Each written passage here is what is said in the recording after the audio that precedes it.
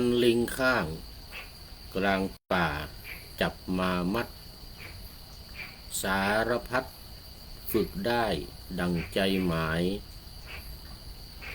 เรานักเรียนครูเพียรสอนแทบตาย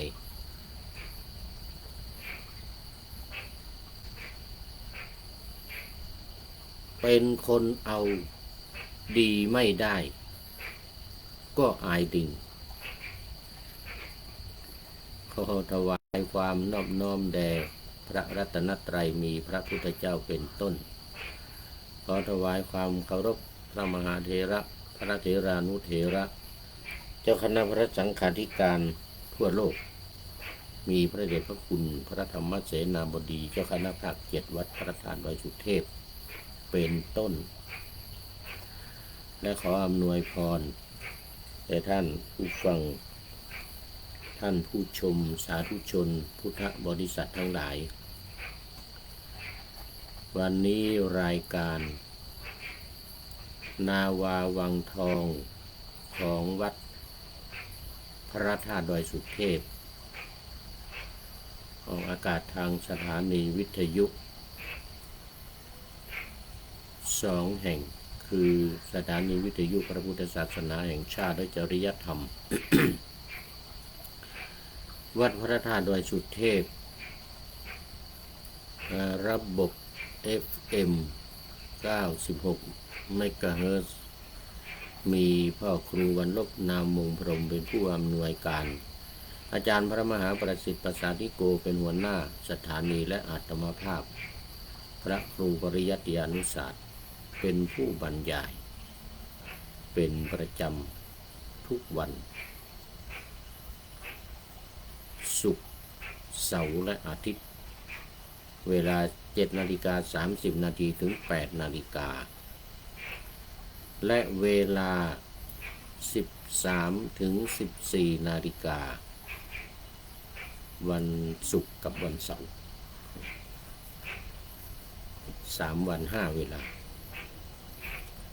2 สถานีวิทยุ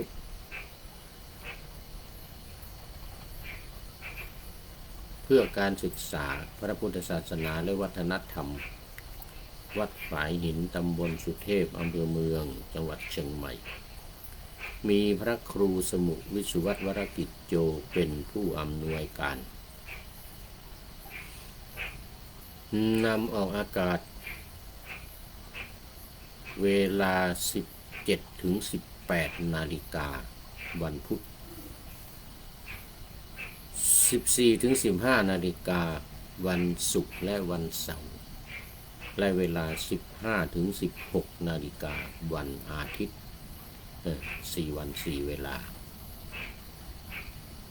สำหรับวันนี้ก็บันทึกเสียงล่วงหน้ามา1 วันรายการก็จะนำออกอากาศในวันต่อไปสำหรับตอนนี้ก็ค่อนข้างจะดึก ค่อนข้างจะดึกไปนิดหนึ่งก็ไม่นิดเลย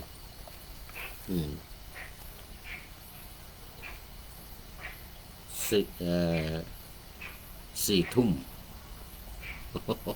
4 ทุ่มแล้ววันนี้มันเริ่มรายการดึกไปหน่อย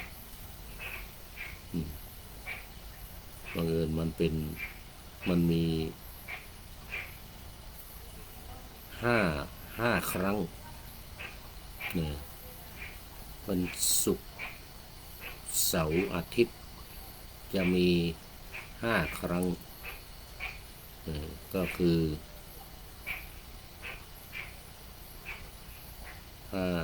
ธรรมทัศน์1แล้วก็นาวาวังทองนี่2เป็น3พระไตรปิฎกลอยฟ้าเป็น4ธรรมะหลังธรรมะเย็นเป็น5 รายการ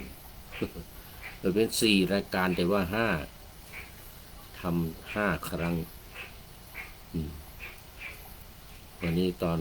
กลางวันไม่ได้ทำที่ไม่ได้ทำเพราะว่าหลับ เออเนื่องจากว่าตอนเช้ามันตื่นแต่เช้าวันนี้ตื่นตีสี่ตื่นตีสี่มาก็แก๊กแก๊กทำสมาธิภาวนาแล้วก็เป็นสมถกรรมฐานเสร็จแล้วก็มาทำวิปัสสนากรรมฐานอีก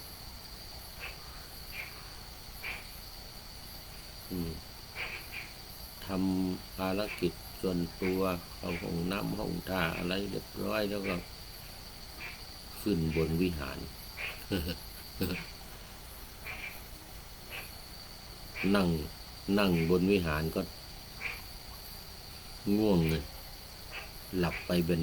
ก็หลับไปเป็นบางครั้ง นั่งบนวิหารนะเสร็จแล้วก็ลงมาลงวิหารมาฉันเพลอะไรเรียบร้อยแล้วตอนบ่ายก็เอกขเนกไป เอกขเนกไปมาตื่นตอนเย็นโอ้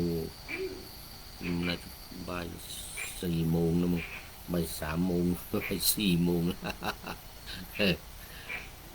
ก็มาทำรายการบังเอิญมันรายการมันเยอะ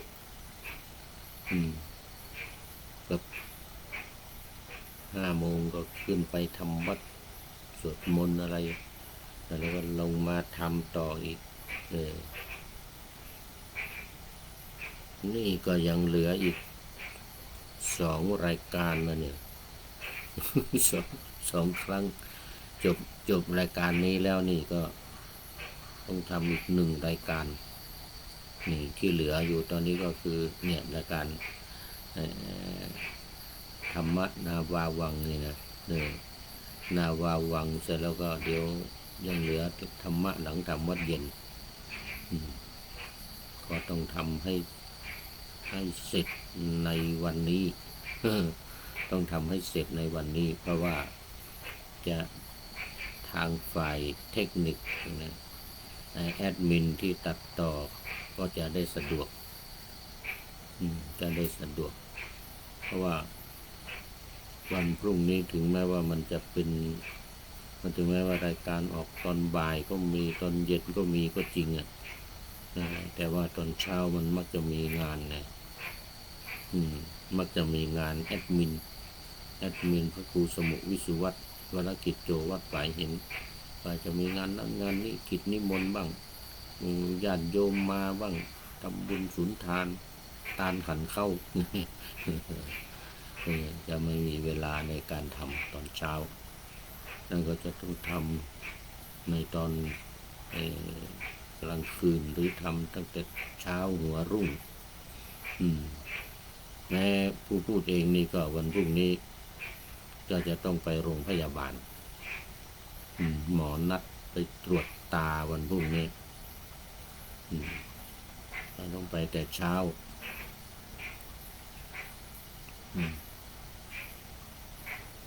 วันนั้นก็ต้องลงไปแต่เช้าเลยทีเดียว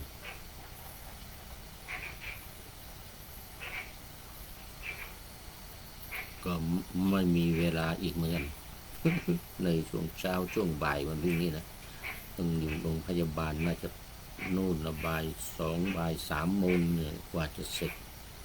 กว่าจะขึ้นมาบนวัดอีกวันศุกร์วันเสาร์อาทิตย์เนี่ยก็มันมี5 ครั้งนี่ทางวิทยุก็60 ครั้งเพราะมัน5 สถานี บางทีเคยเล่าให้ฟังเพราะนั้นตอนนี้ก็พูดให้เขียดฟัง เ ขียดมันร้องอยู่อ๊อบแอบอ๊อบแอบอยู่เนี่ยนะเป็นเพื่อน วันนี้มีเขียดเป็นFC มีเขียดเป็น FC ส่งเสียงเข้ามาอ๊อบแอบอ๊อบแอบนี่เอาใหญ่เลยเอาใหญ่เลยนี่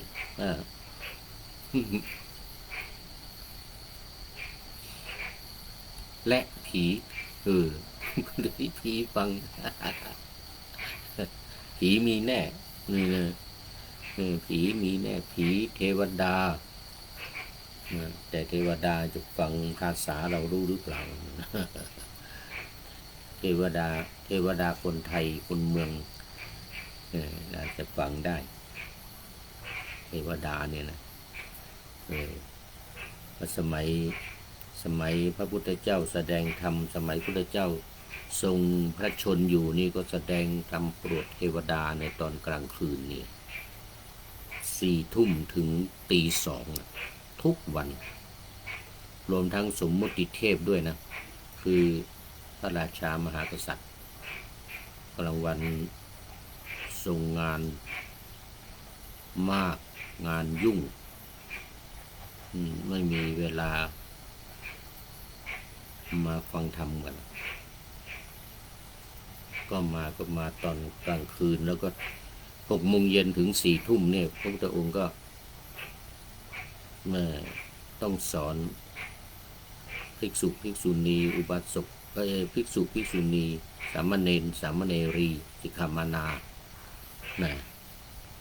ทุกวัน6 โมงเย็นถึง4 ทุ่มอะไรว่ายามแรก ในอินเดียสมัยนั้นเขาเรียกยามแรก6 โมงเย็นถึง4 ทุ่มสอนสามเณรสอนพระเนรหรือตัดสินคดีอะไรบ้างนี้มาฟ้องเรื่องนั้นเรื่องนี้นี่นะศาลก็มีสมมติว่าที่เชตวันเนี่ยที่วัดเชตวันจะมีศาลอยู่ถ้ามีเรื่องอะไรก็ขึ้นศาลถ้าตัดสินไม่ได้จริงๆจึง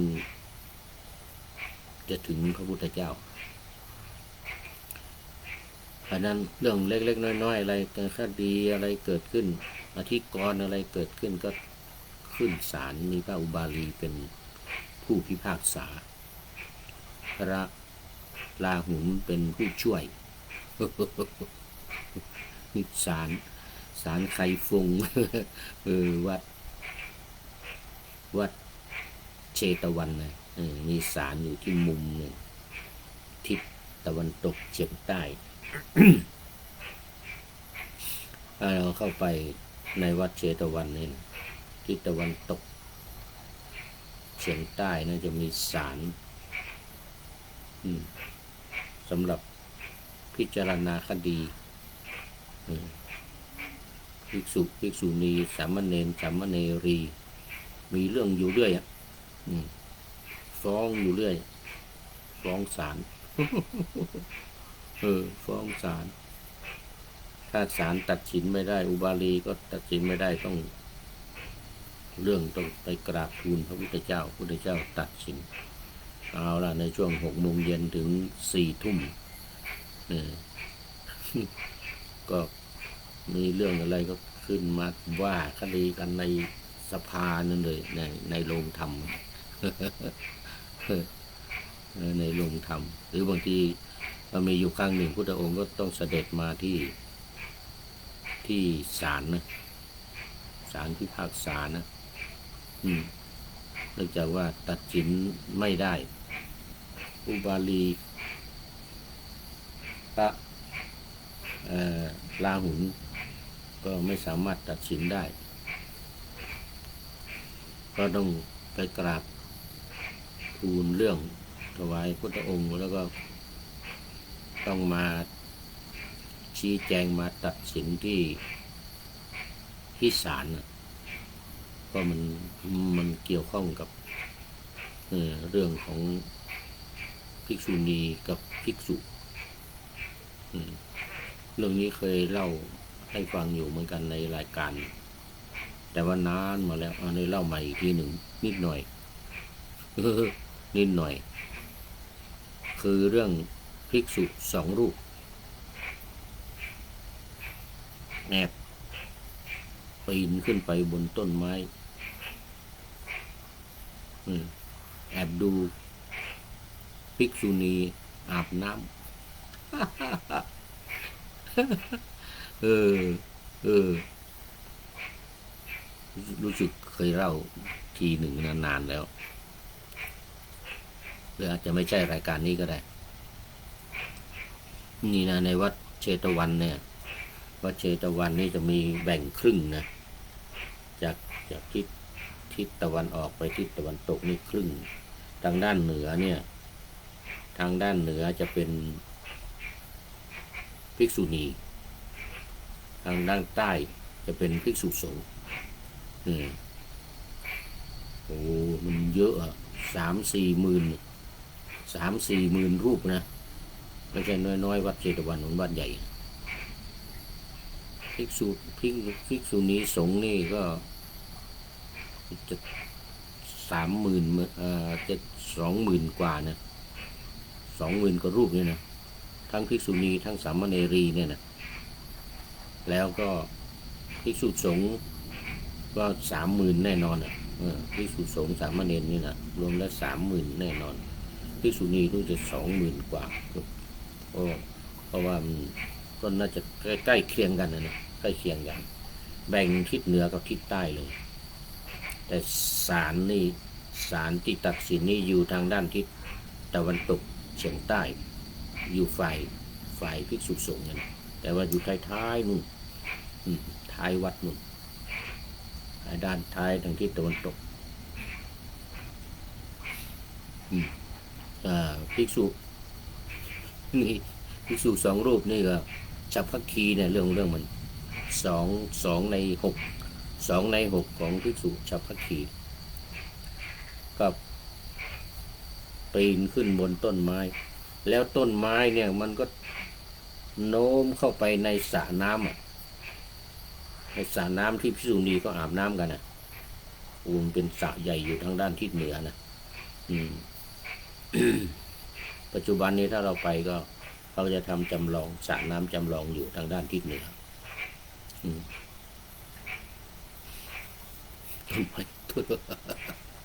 ต้นไม้มันโน้มเข้าไปในสระน้ำนี่นะเข้าเป็นต้นมันต้นใหญ่ต้นมะม่วงเดินต้นมะม่วงสระที่ตรงนี้ก็แอบ2 รูปฉัพพคีนะตั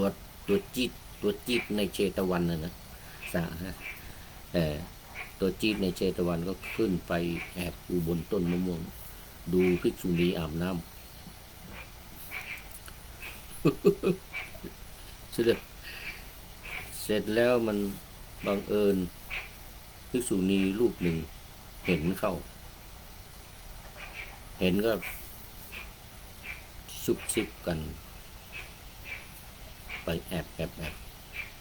ไปอีกข้างสององค์ที่อยู่ข้างบนนั้นไม่เห็นเดินอ้อม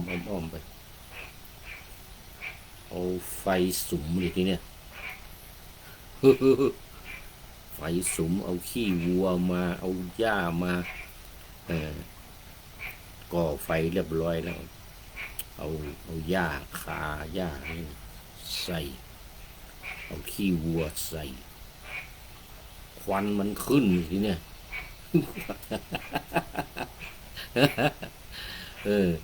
ควันมันขึ้นไปรมภิกษุ2 รูปที่อยู่บนต้นมะม่วงข้างบนเนี่ยโอ้โดนควันไฟโดนควันเนี่ยลงก็ลงไม่ได้เพราะมันเนี่ยไม่กล้าลงคนจะเห็นก็เลยแอบอยู่สำลักควันคุบอับตกลงมา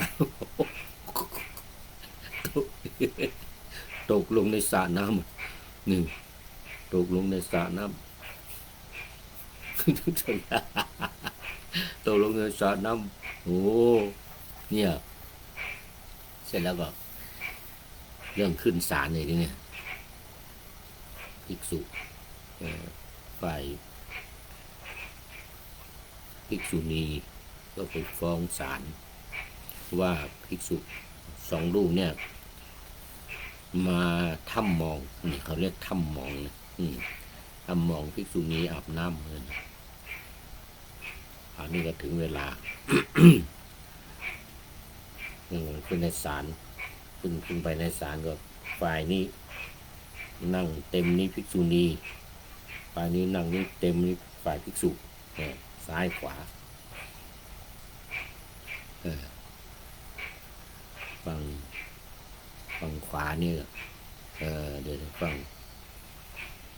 งขวาเป็นภิกษุฝั่งซ้ายฝั่งขวาเป็นภิกษุฝั่งซ้ายเป็นภิกษุณีพระอุบาลีก็อยู่ตรงกลางคอยรับฟัง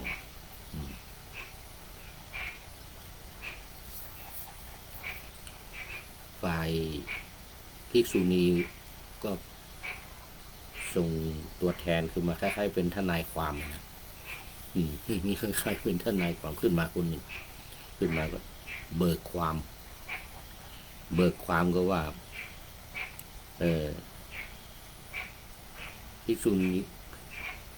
สองรูปเนี่ยขึ้นไปถ้ำมองดูภิกษุณีอาบน้ำที่สระเบิกความเรียบร้อยฝ่ายภิกษุขึ้น เนี่ยฝ่ายภิกษุขึ้นภิกษุก็ว่าโอ้ไม่จริงตัวแทนคล้ายๆทนายความตัวแทนของฝ่ายภิกษุขึ้นบอกไม่จริงมันพูดเท็จคือไม่ได้ขึ้นไปไม่ได้ไปแอบมองดูภิกษุณีอาบน้ำหรอกว่างั้นแต่พวกผมสององค์เนี่ยไปทำสมาธิอยู่ในป่าเข้าฌานทำสมาธิอยู่ในป่าเสร็จแล้วก็ได้ฌานที่สี่ออกจากฌานที่สี่ก็เหาะมาว่างั้นนะเหาะมาจากป่าบังเอิญมันมาผ่านในสระน้ำภิกษุณีอาบน้ำอยู่แล้วภิกษุณีสองรูปเล่นเลสเบี้ยนเมื่อนะ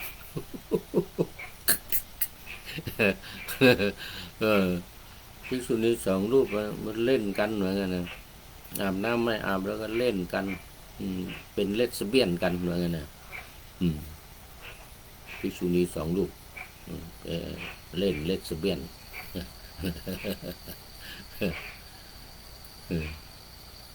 ก็เหาะมาดีๆก็เห็นวิสภาคาลมเหมือนกันนะสำนวนดีเหมือนกันนะสำนวนดีเห็นวิสภาคาลมก็เลยฌานเขาเรียกฌานแตกฌานแตกก็ตกลงมามันตรงสระน้ำนั่นพอดีเพื่อนโอ้อุบาลีก็ฟังแล้วก็โอ้มันจะตัดสินไม่ได้พระราหุลอีกราหุลเป็นผู้ช่วยก็บอกว่าโอ้อย่างนี้ต้องเอาไว้ก่อนนะเว้ยนะต้องไปกับพระพุทธเจ้าต้องพระพุทธเจ้ามาตัดสินนะว่างั้นนะฝ่ายหนึ่งก็ว่าขึ้นไปแอบบนต้นมะม่วงแล้วก็อีกฝ่ายหนึ่งก็ว่าไม่ได้ขึ้นต้นมะม่วงไปทำสมาธิในป่าเข้าฌานออกฌานที่สี่แล้วก็เหาะมาได้ฤทธิ์ว่างั้นนะแสดงฤทธิ์ได้จึงก็เหาะมาเห็นวิสภาคาลมภิกษุณีสองรูปเล่นเลสเบี้ยนกันก็เลยจิตตกฌ ฌานแตกแล้วก็ตกลงมาเหมือนกันนะตัดสินไม่ได้รุ่งขึ้นอีกวันหนึ่งจึงไปกราบทูลพระพุทธองค์พระองค์ก็เสด็จมานั่นต้องก่อนเวลาหน่อยนะคงจะประมาณ5 โมงเย็นพระองค์ก็เสด็จมาภิกษุก็เข้ามาเต็มภิกษุณีก็เข้ามาเต็ม2 ท่านนั้นพระพุทธเจ้าความจริงพุทธองค์ทรงทราบแล้วพุทธองค์ทรงทราบตั้งแต่ตอนตี 5ตั้งแต่หัวรุ่งทรงทราบตั้งแต่ตี 5ตั้งแต่ตอนหัวรุ่งทราบด้วยญาณของพุทธองค์ก็ตรัสถามอันนี้ก็ถาม2 ฝ่ายเรื่องเป็นอย่างนี้คราวนี้ก็ต้องมีพยานเหมือนกันนะต้องมีพยานมีหลักฐานฝ่ายภิกษุณีมีหลักฐานพยานอะไรที่จะพยานบุคคลหรือพยานหลักฐานอะไรมานะ ภิกษุณีก็บอกกราบทูลพุทธองค์ว่ามีหลักฐานอะไร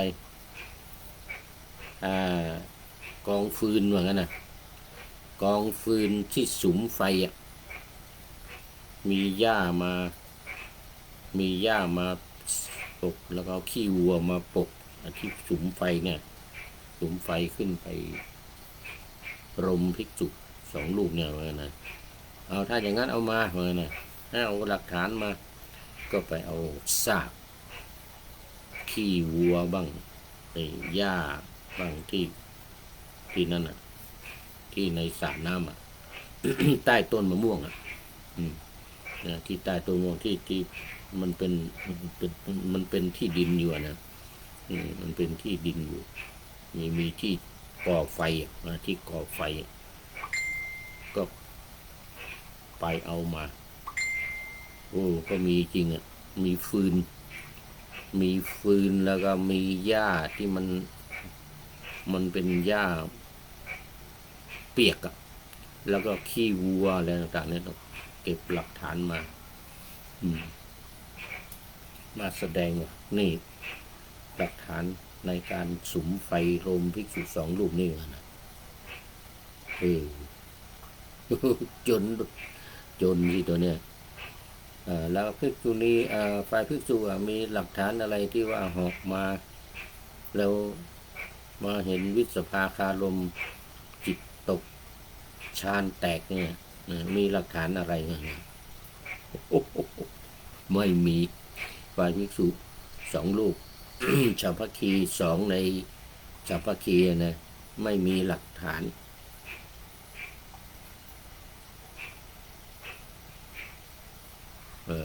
ไม่มี ไม่มีหลักฐานแพ้ด้วยพยานหลักฐานพยานบุคคลมีไหมพยานบุคคลก็ไม่มีพยานบุคคลมี2 คนมีภิกษุณี2 รูปแล้วก็ภิกษุก็มี2 รูปเพราะนั้นพยานบุคคลไม่มีเพียงแต่ยืนยันกันภิกษุ2 นี้ภิกษุณี2 รูปก็ยืนยันภิกษุแพ้อันนี้ตัดสินแล้วก็บัญญัติสิกขาบทด้วยบัญญัติสิกขาบทใหม่ขึ้นมาห้ามภิกษุไปถ้ำมองภิกษุณีอาบน้ำ เป็นบัญญัติขึ้นมาเป็นสิกขาบทรู้สึกว่าจะเป็นปาจิตตีนะรู้สึกจะเป็นปาจิตตีขึ้นมาอีก1 สิกขาบททั้งฝ่ายภิกษุณีทั้งฝ่ายภิกษุสงฆ์ห้ามไปถ้ำมองภิกษุณีอาบน้ำภิกษุใดไปถ้ำมองภิกษุณีอาบน้ำต้องเป็นอาบัติ อันนี้เล่าสู่กันฟัง นี่เล่าสู่กันฟังมาเสียเวลาไปมากเลยเนี่ยมาเข้าสู่เนื้อหาวันนี้ถึงตรงไหนแล้ว วันนี้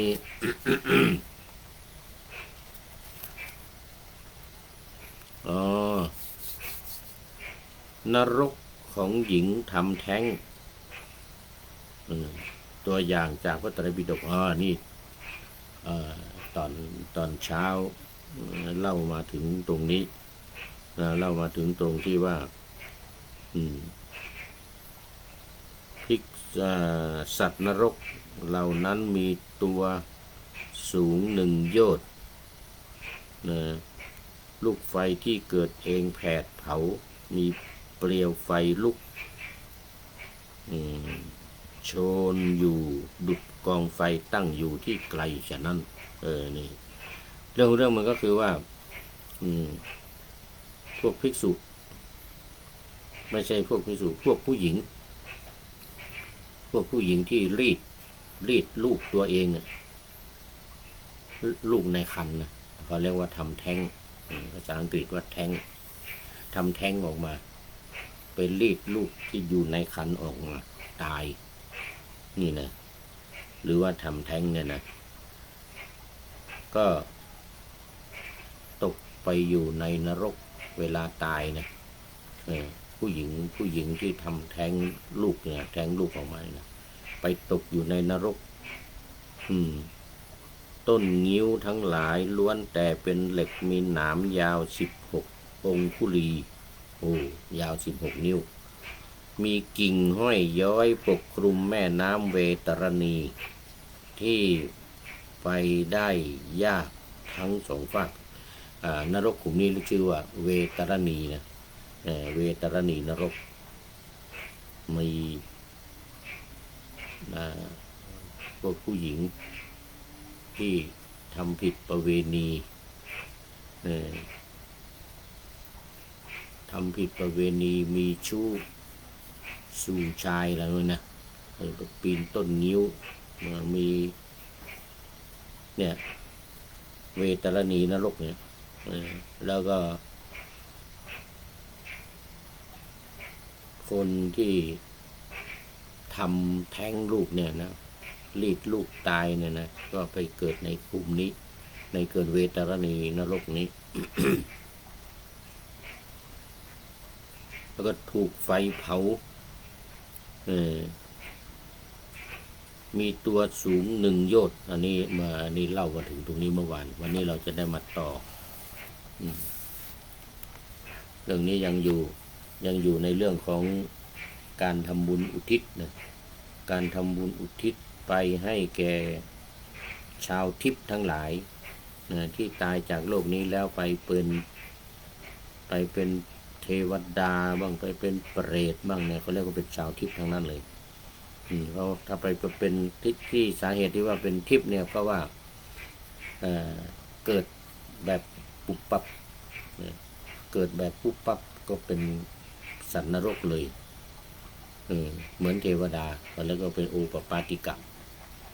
เกิดผุดขึ้นเลยนี่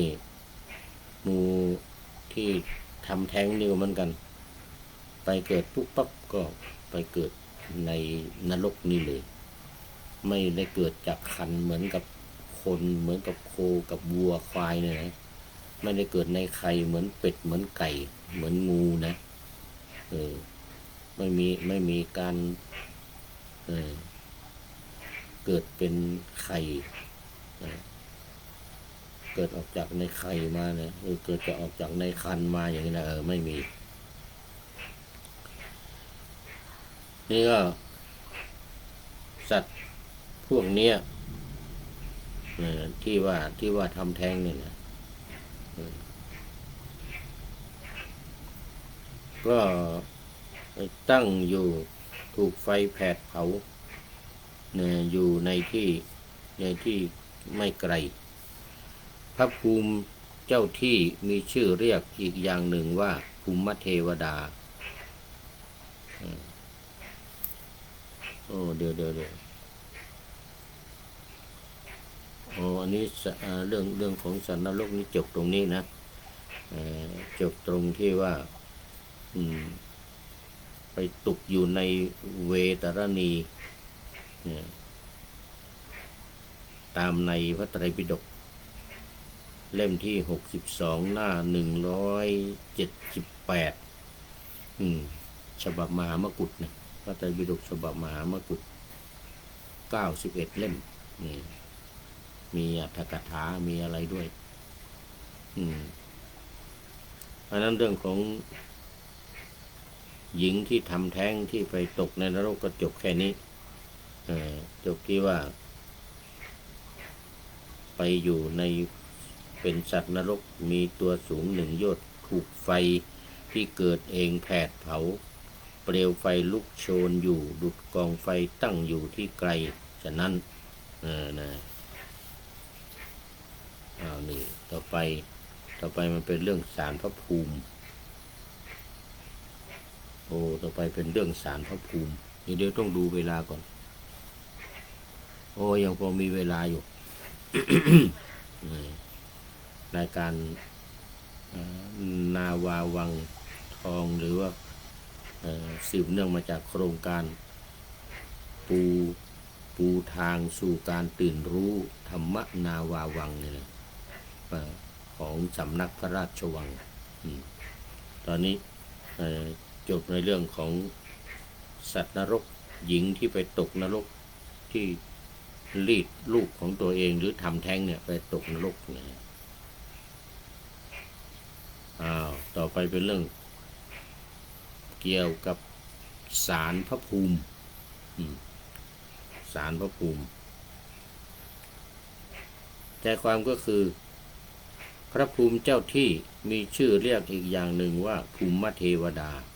เป็นเทวดาสถิตภาคพื้นดินหรือที่เรียกว่าเจ้าที่เจ้าทางชาวพุทธบางคนให้ความเคารพนับถือ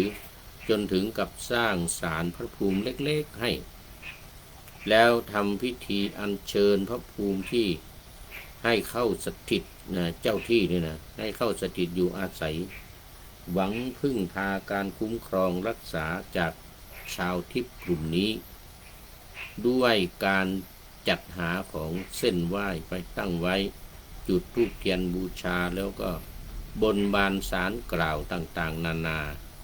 การกระทำอย่างนี้ชาวพุทธบางคนแทบจะไม่รู้เลยว่าเป็นการกระทำที่ขัดกับพระรัตนตรัยนี่ถือว่าเป็นการขัดกับต่อพระรัตนตรัยเพราะนั้นแต่ไม่ให้ทำอย่างนี้ไม่ไปบวงสรวงไม่ให้ไปอ้อนวอนอะไรต่างๆไม่มีคุ้มครองรักษาชาวพุทธกลุ่มนี้ด้วยการจัดหาของเส้นไหว้ไปตั้งไว้แล้วก็บนบานศาลกล่าวต่างๆนานาการกระทำอย่างนี้ชาวพุทธบางคนแทบจะไม่รู้เลยว่าเป็นการกระทำที่ขัดต่อพระรัตนตรัยขัดกับความเป็นมงคลเพราะเป็นการบูชาสิ่งที่ไม่ควรบูชาขัดกับหลักทิฏฐุชุกรรมคือการทำความเห็นให้ตรงก็เป็นการทำความเห็นที่ไม่ตรงพระพุทธเจ้าทรงสอนให้บูชาชาวทิพย์กลุ่มนี้ด้วยการอุทิศบุญให้ไม่ใช่สร้างศาลพระภูมิให้สถิตแล้วกราบไหว้เขาเมื่อผิดจากหลักคำสอนของพระพุทธเจ้าจึงไม่ควรที่ชาวพุทธจะมีศาลพระภูมิไว้กราบไหว้บูชาเพราะจะทำให้ขาดจากความเป็นพระรัตนตรัยอันนี้เป็นเรื่องศาลพระภูมิถ้าต้องการให้ภูมิเทวดาที่มีอยู่อาศัยก็ให้อุทิศบุญว่าข้าพเจ้าขออธิษฐานถึงบุญที่ข้าพเจ้าได้กระทำมาทั้งหมดจงบังเกิดเป็นวิมานให้ถึงแก่เทวดาผู้สถิตพื้นดินแห่งนี้ต้องมีการไปอธิษฐานไปแก้บน ไปแก้เมื่อ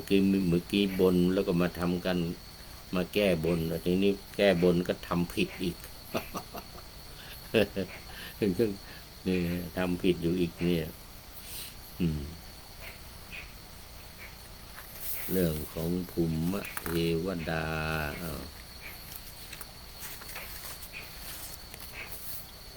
หากผู้ใดมีศาลพระภูมิอยู่ที่บ้านแล้วต้องการสละออก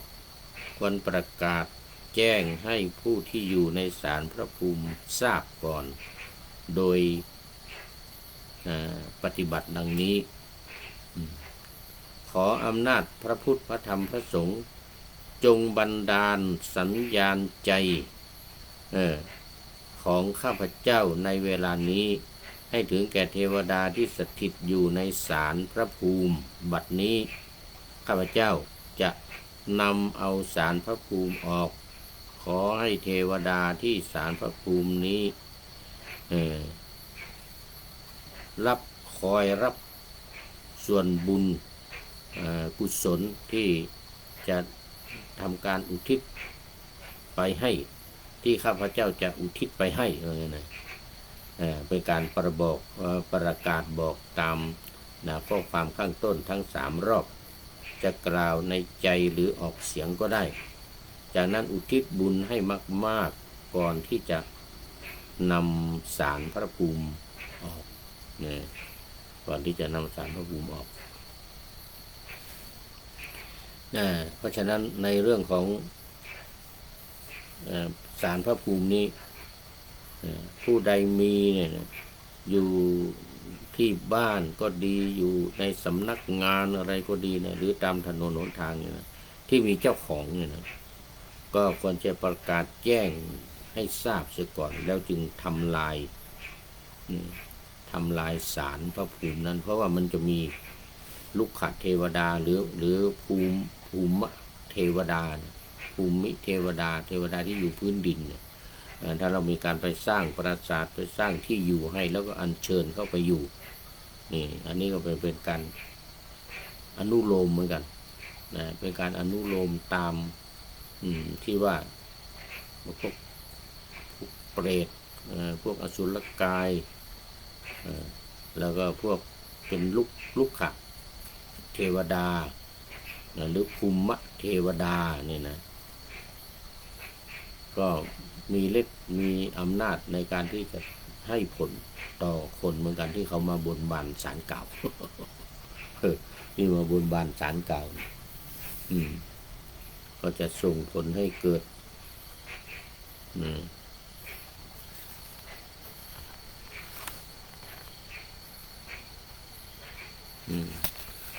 ส่งผลให้เกิดการติดอยู่ข้องอยู่นะให้เกิดการติดอยู่ข้องอยู่สถิตอยู่ในศาลพระภูมิดังนั้นก็ควรที่จะได้ประกาศนะตามข้อความข้างต้นนี้3 รอบกล่าวในใจหรือกล่าวออกเสียงก็ได้จากนั้นอุทิศบุญให้มากๆก่อนที่จะนำศาลพระภูมิออกจากที่นี่คือจะทำลายนะการจะทำลายจะเอาศาลพระภูมิออกจากที่จากทางนี่นะก็ต้องมีการบนบานศาลเก่าตามที่ได้รับมาดังนั้นเรื่องของศาลพระภูมินี้จึงเกี่ยวข้องกับว่าเป็นตอนแรกเนี่ยเอาเป็นที่อยู่ของใครเนี่ยเป็นที่อยู่ของเทวดาเนี่ยเป็นที่อยู่ของพวกสัตว์นรกเนี่ยเมื่อจะทำเนี่ยก็จะต้องอุทิศส่วนกุศลไปให้ต้องประกาศก่อนในเรื่องของการมาอยู่โดยผิดไม่ได้รับการอนุญาตนี่จึงต้องตั้งคำอธิษฐานไว้ข้าพเจ้าขออธิษฐานถึงบุญที่ข้าพเจ้าได้กระทำมาทั้งหมดจงบังเกิดเป็นวิมานให้ถึงแก่เทวดาผู้สถิตพื้นดินแห่งนี้ ก็เวลาที่ดวงวิญญาณของคนเราที่ออกจากร่างตายไปเนี่ยไปเป็นเทวดาเนี่ยหรือไปเป็นเปรตอยู่ในวิมานในกรณีนี้ไปเป็นสัตว์นรกเป็นเปรตที่ไม่มีที่อยู่ที่อาศัยเพราะว่าไม่ได้ทำไว้ในตอนที่เป็นคนในตอนนี้เป็นคนไม่เป็นทำได้ไม่มีโอกาสหรือว่ามีเวลาเนี่ยนะดังนั้นเมื่อถ้าต้องการให้ภูมิเทวดาที่อยู่อาศัยก็ให้อุทิศบุญกุศลไปข้าพเจ้าขออธิษฐานถึงบุญที่ข้าพเจ้าได้กระทำมาทั้งหมดจงบังเกิดเป็นวิมานให้ถึงแก่เทวดาผู้สถิตพื้นดินแห่งนี้ให้ได้รับทราบอันนี้ก็จะทำการรื้อการถอนจะทำอะไรก็จึงค่อยทำไปจะทำได้อยู่เอาแล้ววันนี้ได้แถมเข้ามาเรื่องนรกของหญิงที่ทำแท้งนี่เป็นเรื่องเก่าแต่ว่ามีเสริมเข้ามาเรื่องใหม่ก็คือเรื่องของศาลพระภูมิหรือพระภูมิเจ้าที่ศาลพระภูมิหรือพระภูมิเจ้าที่ เอาละตอนนี้ก็หมดเวลาพอดีเอาไว้แค่นี้ก่อน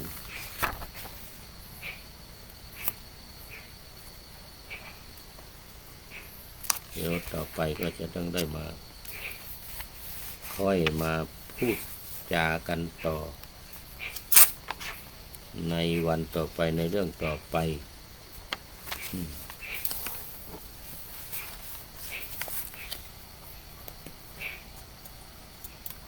เอาแล้วตอนนี้มาดูข้อคิดท้ายรายการหน่อยวันนี้ได้จากใครเนาะแลโอ้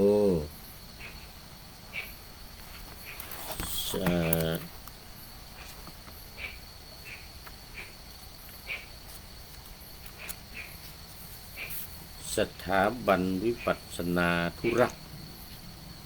มหาวิทยาลัยมหาจุฬาลงกรณราชวิทยาลัยโอ้นำเข้ามาโดยเผยแผ่โดยพระเดชพระคุณท่านเจ้าคุณพระพรหมวชิระวิมลมุนีวิปัสสนาธุระพระพรหมวชิระวิมลมุนีนำมาเผยแพร่ท่านเป็น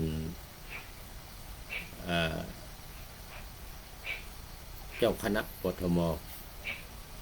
เจ้าคณะกรุงเทพมหานครอยู่วัดมหาธาตุยุวราชรังสิตท่าพระจันทร์มหาธาตุวัดมหาธาตุท่าพระจันทร์แต่เป็นเจ้าคณะกรุงเทพมหานครท่านเจ้าคุณพระพรหม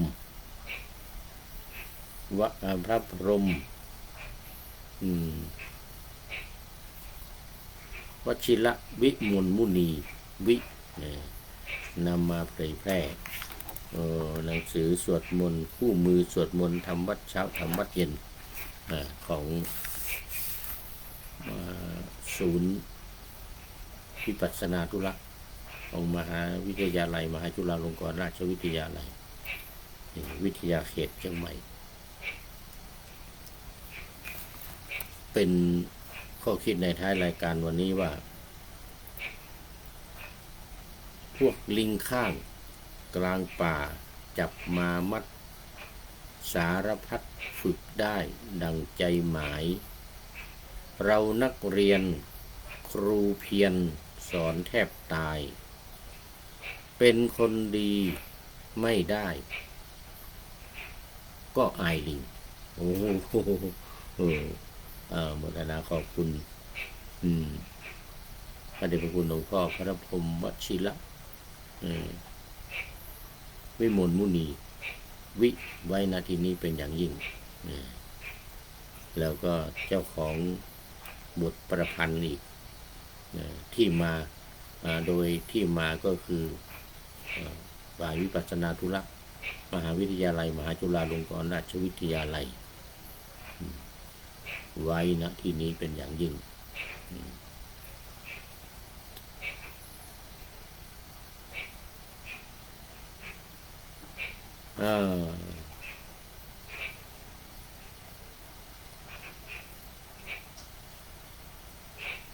ขอนำนาวาวังทองไปก่อนแล้วจะย้อนมาใหม่ในวันหน้าคือวันพุธศุกร์เสาร์อาทิตย์ตามตารางเวลาที่วางอยู่ข้างในเป็นธรรมะจากพระราชวังเป็นนาวาโด่งดังสว่างไสวเป็นทองคำล้ำค่ากว่าสิ่งใดชุบชีวิตจิตใจให้ใสงามขอเชิญท่านทั้งหลายนำไปท่องตามคุณของพระรัตนสามพุทโธเมนาโถธัมโมตามสังโฆเมนาโถยามภาวนาว่าบ่อยๆซ้ำๆจำในจิตจนมันติดในใจไม่หายหน้านอนนั่งยืนเดินจำทุกเวลาตั้งแต่ตื่นขึ้นมาถึงหลับไปขอทุกท่านได้พ้นจากปฏิบัติได้กำจัดความทุกข์พบสุขใสพลันปลอดโปร่งโล่งสบายทั้งกายใจอยู่ที่ใดใจสงบพบนิพพานขอเจริญพร